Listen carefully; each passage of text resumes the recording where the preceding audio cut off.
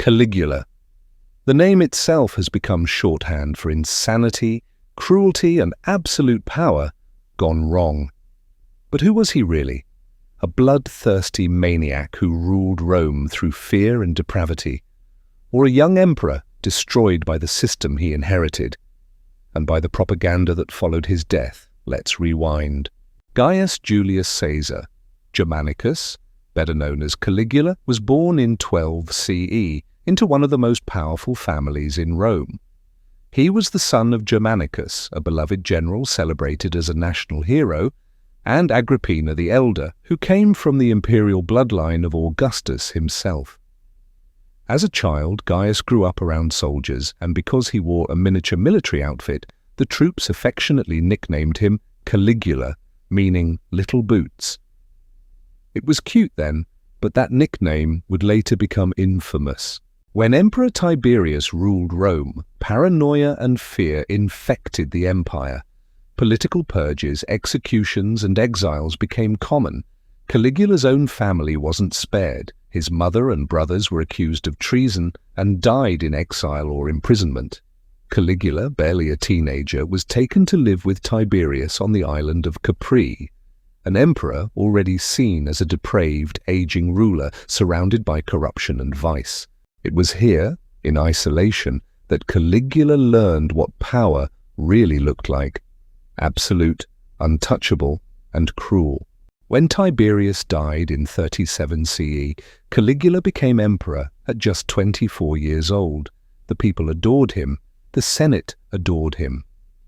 After years under the cold and oppressive Tiberius, Caligula's rise felt like hope. He gave bonuses to the soldiers, hosted grand games, freed political prisoners, and restored the honor of his dead family. For a few months, Rome saw him as the perfect emperor, young, charismatic, generous, and the son of the hero they once loved. But something changed. Only a few months into his reign, Caligula fell gravely ill. Historical accounts describe it as a mysterious disease that nearly killed him, and when he recovered, he wasn't the same. Some say his mind broke. Others say the illness gave him a new sense of invincibility. Whatever happened, the man who once promised Rome peace and prosperity began to act like he was above everything, even humanity itself. Caligula started calling himself a living god, not in a poetic sense, literally. He demanded temples built in his name, priests to serve his cult, and sacrifices offered to him as if he were Jupiter himself. He replaced the heads of divine statues with his own likeness and insisted that even Jews and followers of other faiths worship him. He didn't just want power, he wanted divinity. And then came the stories, the wild, unhinged, unbelievable tales that made Caligula the poster child for madness. They say he made his favorite horse, Incitatus, a consul. They say he slept with all three of his sisters, Drusilla, Agrippina, and Livilla, and publicly bragged about it. They say he turned his palace into a brothel, forcing senators' wives and noblewomen to prostitute themselves for his amusement. They say he executed people on a whim, laughed during executions, and threw banquets while corpses lay nearby. They even say he declared war on the sea, ordering his soldiers to collect seashells as spoils of victory. The image of Caligula we inherit from history is that of a deranged god-king, unpredictable, cruel, and perverse. But here's the thing. Much of what we know about him comes from historians who wrote decades after his death, and under emperors who wanted to make him look insane. Writers like Suetonius, Cassius Dio, and Tacitus gave us most of these stories, but none of them were alive during Caligula's rule. Their sources came from people who survived his reign, people with every reason to hate him. After his assassination, the new rulers needed to justify killing a Roman emperor, so painting him as an irredeemable monster made perfect sense. So maybe the question isn't, was Caligula insane, but who benefited from calling him insane? Still, even if the stories were exaggerated, there's no denying that Caligula's rule became increasingly violent and paranoid. He humiliated senators by forcing them to grovel before him and even made them kiss his feet. He mocked Rome's political elite, calling them slaves, and demanded that people refer to him not just as emperor, but as Lord and God. He drained the imperial treasury with massive construction projects and endless public spectacles, massive gladiatorial games, naval battles, and feasts that burned through fortunes. And the Senate?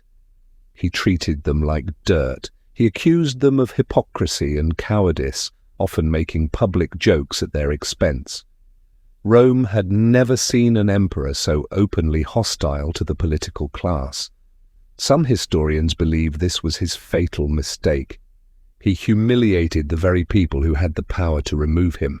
His relationship with his sister Drusilla also became the center of scandal. Ancient writers claim he adored her obsessively, calling her the wife of his soul. When she died, Caligula declared her a goddess, the first Roman woman ever to receive divine honors. Whether or not their relationship was incestuous is uncertain, but it reveals how blurred his sense of morality and reality had become. By 41 CE, the Senate and the Praetorian Guard had reached their breaking point. They had endured humiliation, financial ruin, and fear for nearly 4 years. In January, during a series of games, a group of his own bodyguards cornered Caligula in a palace corridor and stabbed him over 30 times. He was 28 years old. His wife and daughter were murdered soon after, their bloodline erased to prevent any revenge. The Senate celebrated his death, but the people didn't. For all his madness, Caligula had kept the crowds entertained, fed, and awed. He was the first emperor who acted like a celebrity, and for ordinary Romans, that mattered more than politics.